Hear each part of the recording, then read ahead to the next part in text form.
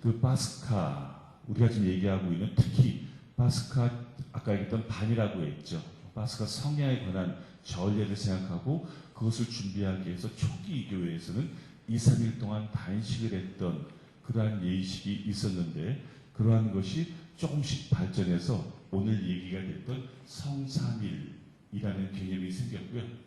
또 이러한 파스카 예식을 중심으로 한 성삼일이 발전돼서 부활 시기가 3세기 말이 되면 정착을 하죠. 그래서 이제 4세기 정도가 되면 오순절이 확정이 됩니다. 그래서 3세기, 4세기. 지금 생각하면 별거 아닌 것 같지만 당시에는 예수님 사건 이후로 벌써 200년, 300년 이렇게 많은 시간 동안에 이러한 전례가 이루어집니다. 그러다 보니까 이렇게 파스카 신비와 성삼일과 부활 시기를 잘 준비하기 위해서 사순 시기라는 것이 생겨났습니다. 이렇게 전례가 발전하고, 그렇다 보면 이렇게 부활하신 분의 정체가 어떻게 되는가, 그 기원이 어떻게 되는가 하는 것을 보는 의미에서 성탄 시기에 관한 반성과 고찰이 일어났고요. 그래서 이 성탄 시기가 결정된 이후에는 성탄 시기의 기쁨을 역시 연장해서 전례적으로 거행하는 성탄 시기가 됐고, 또 마찬가지로 아까 그 정교회에서는 거기서도 대림, 그것도 대림이라고 그러죠? 예, 대림 시기를 정해서 나름대로 준비하는 시간을 이렇게 특별히 갖게 됐습니다. 이렇게 예수님의 삶 안에서 하나의 어떤 부분들을 특별히 기억하는 여러 가지의 어떤 사건들을 전례적으로 확정하고, 그 이외의 나머지 시간에 있어서는 연중시기라고 해서 예수님의 삶 전체를 평범하게 조망하는 이러한 전체적인 전례 주년, 전례의 형식이 마련됐습니다. 그 가운데서 오늘은 사순시기, 특히 성주간에 대해서만 얘기할 텐데요. 뒤에서 돌려주시겠어요? 이게 작동이 나요. 이 사순시기라는 것은 제1수요일, 많이 얘기가 되겠죠. 제1수요일부터 시작해서 성주간 안에 있는 성목요일인데, 성목요일 저녁까지가 아니라 성목요일 저녁에 주님 만찬 미사가 있는데 바로 그 직전까지의 시간을 사순시기라고 합니다. 그래서 보면 그 안에는 사순지 1주일, 2주일, 3주일, 4주일, 5주일, 그리고 성직주일, 그러면서 이 성직주일로 시작되는 성주간 안에 월, 화, 수, 목, 근데 목요일인데 바로 저녁 되기 직전까지죠. 이렇게 보면 그것이 40일이고요. 그 전에 사순지 일주일이 시작되기 전에 제1수요일부터 수목금토 해서 실질적으로 지금 지내고 있는 날짜는 44일입니다. 그런데 이렇게 제1수요일에 대한 예식이 7세기부터 확정이 돼서 거행되면서 교회에서는 전통 안에서 아름답게 남는 것들은 버리지 않고 계속 수용하는 그러한 관심이 있기 때문에 40일과 관계없이 이렇게 지금도 제1수요일부터 시작해서 사순시기를 시작하고 있습니다. 그런데 우리가 여기서 조금 아까 성삼일 얘기도 많이 남았는데요. 실질적으로 교회는 아직도 하루를 시작하는 데 있어서 해가 진 그 시간부터 새로운 하루로 보고 있는 겁니다. 그래서 지금 앞으로 계속 이야기되는 내용도 하루의 시작이 자고 일어나서가 아니라 오늘 해가 질 때부터, 이것은 교회에서도 역시 거기에 의해서 이루어지고 있습니다. 이렇게 사순시기가 있고요. 또 그 안에서 아주 가장 중요한 한 주간의 가장 거룩한 시기라고 해서 사순의 6번째 주일을 성지주일이라고 하죠. 예수님께서 예루살렘에 들어가시는 주일입니다. 그래서 마태오, 마르코, 루카 복음에서 보면 이미 복음서의 후반부에 예수님께서 이제 예루살렘에 들어가십니다. 그 전반부에 있어서는 갈릴리아 지방에서 이렇게 활동하시다가 한 번 가시는 걸로 되어 있지만, 또 요한복음에서는 자주 들락다락 하죠. 여하튼 예수님의 마지막 삶의 내치를 기억하는 그런 시기가 성주간이라고 해서 성직주일부터 시작해서 성, 월, 화, 수, 목, 금, 토요일까지만 성주간이라고 합니다. 그래서 이때는 예수님의 순환과 고통과 죽음을 묵상하는 그러한 시간입니다. 그 다음 넘기죠? 그 다음 넘겨주세요. 예. 그러면서 이제 성삼일이라고 하는 가장 중요한 개념이 생기는데, 이 성삼일은 그 라틴어에서 원문을 보면 우리 주 예수의 순환과 부활에 관한 그러한 파스카 성삼일입니다. 그래서 3일이라고 하는 것은 성금요일, 성토요일, 그 다음에 부활 대축일 3일이라고 하는데, 아까 말씀드린 대로 성금요일이 시작은 우리가 얘기하는 그 전날 목요일 저녁부터 시작돼요. 그래서 성목요일 저녁에 드리는 주님 만찬 미사부터 시작되는 성금요일 하루, 그리고 성토요일, 그리고 부활 대축일 저녁까지의 이 3일을 교회에서는 예수님의 순환과 죽음과 부활까지 함께 묵상하는 그러한 성3일로 정하고 있습니다. 이제 부활식이라는 것은 성토요일이 지나고 이제 부활 대축일은 그 전날 토요일 저녁부터 시작되는, 해가 지는 그때부터 시작되는 부활 대축이고, 거기서부터 50일 동안 이루어지는 시기를 부활식이라고 하죠. 약간 구조가 헷갈릴 수가 있는데요. 그래서 그 다음 한번 정리해 봤습니다. 보면 일단 사순시기하고 성3일을 이렇게 이때에 볼 수가 있습니다. 이미 제2수요일부터 시작된 사순시기는 성목요일 오후까지로 마무리가 되고요. 성목요일 저녁에 주님 만찬부터 시작된 성3일은 부활 대축일까지 3일 동안 이어집니다. 이런 구조입니다. 성주간이라는 것은 부활이 포함되지 않는 예수님의 순환과 죽음, 우리 고난주일이라고 하는 거죠. 그래서 성지주일부터 시작해서 예수님께서 잡혀가시고 그 다음에 순환하시고 돌아가시고 묻히시는 그 과정까지 성토요일까지만 의미하며, 부활식이라는 것은 말 그대로 토요일 저녁부터 해가 진 순간부터 50일 동안 이어지는 이러한 시간을 부활식이라고 해서 전례 전체적인 구조를 이렇게 이해할 수 있습니다. 그 다음 읽어주시죠. 그런데요, 아까 재밌었던 게 이 사순시기를 아까 말씀드린 대로 이렇게 제2수요일부터 이렇게 한다고 했는데, 옛날에는 5순주일도 있었어요. 6순주일도 있었고요. 또 7순주일도 있었어요. 근데 오늘 저는 얘기를 들으면서 성경의 트리오디오, 이것과 비슷하지 않나라고 생각했고, 왜 그러냐면 이 말씀하신 그 부분에 대해서 정확하게 다시 더 공부해야 되겠지만, 사순기만 하기에는 사람들이 너무 부족했다고 생각한 거죠. 땡겨서 더 열심히 기도하자, 더 열심히 단식하자 해서 이렇게 5순주일을 마련을 하고 나니까 갑자기 연마을에서 우리가 질 수 없다, 그래서 한 주를 더 땡기자 6순주일, 또 7순주일. 그래서 제가 음악을 하다 보니까 여러 가지 음악 그 CD들이 있는데, 아직도 6순주일, 뭐 7순주일에 관한 그 CD들이 유럽에서는 만들어지고 있습니다. 그 사람들은 그 전통을 알고 있죠. 그래서 이러한 전례적인 바탕이 있다면 그것을 이해할 수 있을 것 같습니다. 그래서 지금 나머지 시간에는 짧게 성주간과 성삼일만 간단하게 말씀을 드릴 텐데요. 주님 순환 성지주일부터 시작되는 성주간은 아까 말씀드린 대로 예수님의 마지막 일생입니다.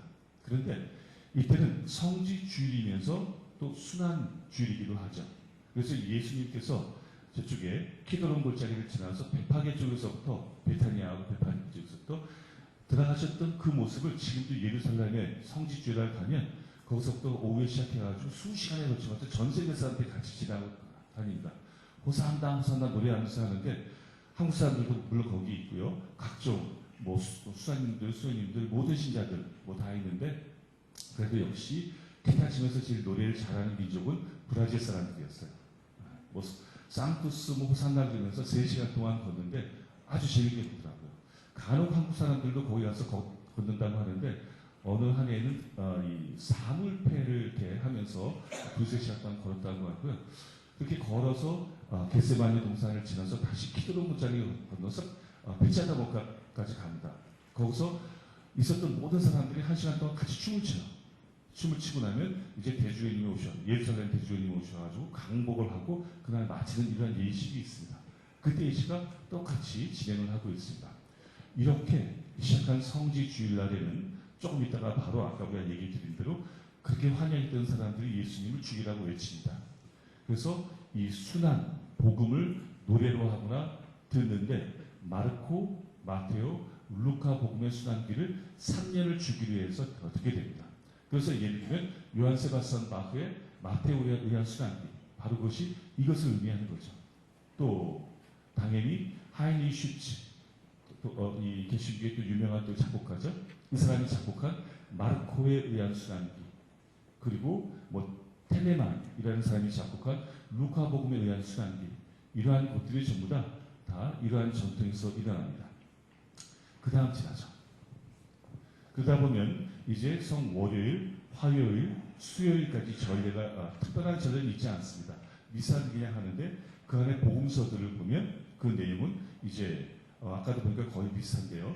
마리아가 향유를 예수님 발에 붓는 장면이라든지 혹은 너희들이 배반할 것이다. 뭐 이러한 이 바로 예루살렘 입성한 후에 잡히기 전까지 있는 사건들을 같이 읽어가면서 이 월화수를 지내게 됩니다. 그 다음 주는시죠. 이제 성삼일입니다. 예수님의 순환과 부활을 기념하는 파스카 성삼일. 그래서 교회에서는 이 성삼일이 우리 가톨릭 전례에서 가장 중요한 전례의 정점이라고 가르치고 있습니다. 그 다음 넘기죠. 네. 역시 같은 내용으로 두 가지의 교회 가르침을 적어놨습니다. 다음으로 넘기겠습니다. 그러다 보면 주님 순환 그 전으로 넘기죠. 네, 주님 만찬 성목요일. 네. 그래서 성목요일 저녁부터 성삼일이 시작되는데 그래서 제가 일부러 목요일 저녁이라고 했습니다. 목요일 전체가 아닙니다. 그래서 우리가 이제 다 알다시피 이 전례의 처음 시작은 보통 미사곡에서 뭐 기리에 글로리아 산토스 아뉴스가 있는데 글로리아를 아주 굉장히 화려하게 노래를 합니다. 그래서 성당에 가려면 모든 종들을 다 올려가면서 노래하는 동안 내내 울리죠. 그러면서 교회는 이렇게 얘기합니다. 성 토요일 날 다시 글로리아를 할 때까지는 종을 울리지 않는다. 그래서 이때까지의 그 글로리아 대영광송은요, 부활 대축일 날에 드리는 대영광송 그 다음으로 가장 급수가 높습니다. 매우 큰 기쁨이죠. 왜 기쁨이냐? 이것은 이미 예수님의 부활을 먼저 선취해서 지금 경축하고 있는 겁니다. 이렇게 예수님에 대한 부활을 먼저 글로리아로 노래를 한 후에 바로 이어서는 이제 예수님께서 잡혀가시는 것에 대한 어떤 그러한 내용을 얘기를 합니다. 그래서 미사가 중간에는 아까 우리 얘기 드린 대로 예수님께서 발을 씻어주시는 세 종류의 예식을 하고요. 미사가 다 끝난 다음에는 지금도 그 기도하는 것을 다시 건너와서 겟세마니에서 기도하시는 것처럼 이제 예수님이 옮겨가신 것처럼 성당 안에 있는 감시를 다른 곳으로 옮겨가죠. 그래서 신자들은 그때부터 밤샘을 하면서 그 다음날 금요일에 예식이 있을 때까지 성체를 준비합니다. 그 다음 넘길까요? 그래서 금요일이 되면 오후 3시에 원래는 오후 3시지만 요즘은 여건 때문에 성당에서는 저녁 때 하죠. 이제 예수님의 순환 예식을 합니다. 이거는 미사가 아닙니다. 365일 중에서 미사를 드리지 않는 딱 유일한 하루죠. 이미 예수님께서 잡혀가시고 돌아가신 날이기 때문에 미사를 드리지 않습니다. 순환 예식을 하는데 이때 우리는 말씀을 듣고 또 얘기 들은 대로 십자가 경배를 하면서 예수님의 어떤 돌아가심에 대한 깊은 묵상을 하게 됩니다. 그리고 성토요일 날도 거의 예절이 없는데 이때에는 아까 우리 이코를 보면서 두 가지를 다 보셨어요. 예수님께서 저승 고송소에 가셔서 이제 아담과 하와를 모든 인류를 구원하시는 그것을 기념을 합니다.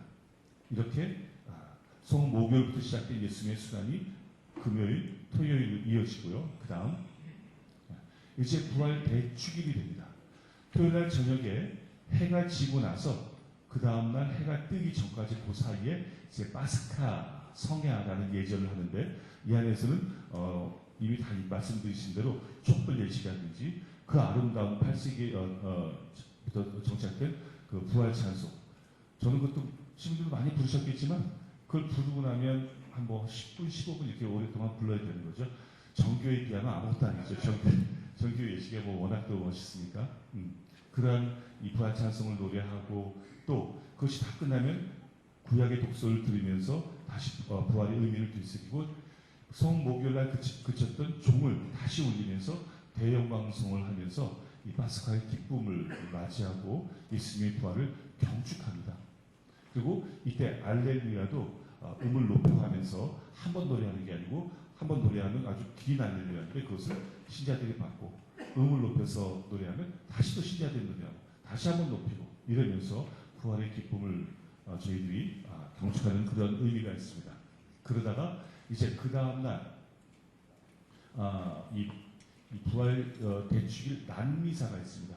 이때는 역시 예수님 부활을 기념하는 건데 혹시 그 영화 중에서 검은 사제들 혹시 보셨을 수도 있는데 거기에 보면 거기서 강동석이가 이렇게 마귀를 이렇게 하면서 빅디네 파스칼릴라우데 시몰렌 크리스티아니 이런 노래를 불러요. 근데 그 곡이 선정된 가운데도 굉장히 재밌는 에피소드가 있지만 저는 영화를 보면서 왜 하필 저 노래를 부를까? 이게 뭐냐면 부활 대축일날 하는 부속가라는 거예요. 이제 삶과 죽음의 생명과 죽음의 투쟁이 있었고 예수님께서는 그래서 인류를 화해시켰다. 마리아야 너는 길거리에서 뭘 보았냐? 나는 수위와 영포를 보았다. 이제 예수님께서 부활하셨으니 너희보다 먼저 갈릴레아로 가니 저희를 위해서 빌어주소서 하는 그런 부활을 선포하는 노래를 이 대축일날 하는데 왜 이 영화에서까지 이 노래를 불러가면서 마귀를 쫓아내는지 이렇게 생각했는데 중간에 보니까 저 신학생들한테 문의가 왔었나 봐요. 근데 지금 다 신고가 됐죠? 근데 그 신학생들이 가서 보니까 그게 제일 낫더래요. 그래서 그 곡을 선곡해줬다는 얘기도 있는데 이러면서 부활 대축일을 경축하고 그 대축일이 이어지면서 특히 부활 8구 축제라고 해서 8일 동안 그 대축일의 기념을 하고 있습니다. 그래서 성토요일날 세례 예식이 역시 있는데 그때 사람들이 옛날 전통에 의하면 하얀 옷을 입어요. 지금은 뭐 그냥 미사포만 쓰죠. 근데 옛날에는 그 하얀 옷을 8일 동안 입고 있다가 부활 대축일 지나고 부활 대 두 번째 주일날까지 입는다는 그런 전통도 있습니다. 그런데 제 학생들한테도 간혹 질문을 해요. 성직주일날 이미 마태복음, 마르코복음, 루카복음을 읽으면서 예수님이 한번 돌아가셨어요. 그런데 왜 또 성금요일날? 성금요일날에는 성요한복음만 있습니다. 마르코복음, 마르코가 아니고 항상 똑같이 요한복음에 의한 수단기만 읽어요. 그래서 예수님을 또 한번 돌아가시게 만들어요. 그래서 왜 그런지를 학생들한테 자꾸 물어요. 아니면 다른 사람들한테 묻죠. 한 번만 돌아가시면 될걸 왜 두 번이나 이렇게 전례해서 했을까? 사실은 처음에 있었던 성지주일과 그때 있었던 이 죽음은 8일 후에 있는 7일 후에 있는 부활 대축일의 난미사로 이어지고요. 그러니까 주일이 주일로 이어지고요. 요한복음에 있는 이러한 전례는 성삼일 전례라고 하는 그러한 맥락 안에서 성목욕부터 시작해서 성금요일, 토요일, 그 다음에 부활 성야로 이어지는 이러한 전례에서 이루어지기 때문에 이 똑같은 관점에 있어서 이렇게 두 번 십자가 행을 하는 것이 아니고 전례의 흐름을 맞춰서 형식을 잘 갖고 오는 그런 것이다 라고 설명을 하고 있습니다. 다른 중간에 많은 그 신학적인 내용들은 도시님께서 워낙 깊이 있게 해주셨기 때문에 저는 이렇게 간단하게 형식으로 대신하겠습니다. 감사합니다.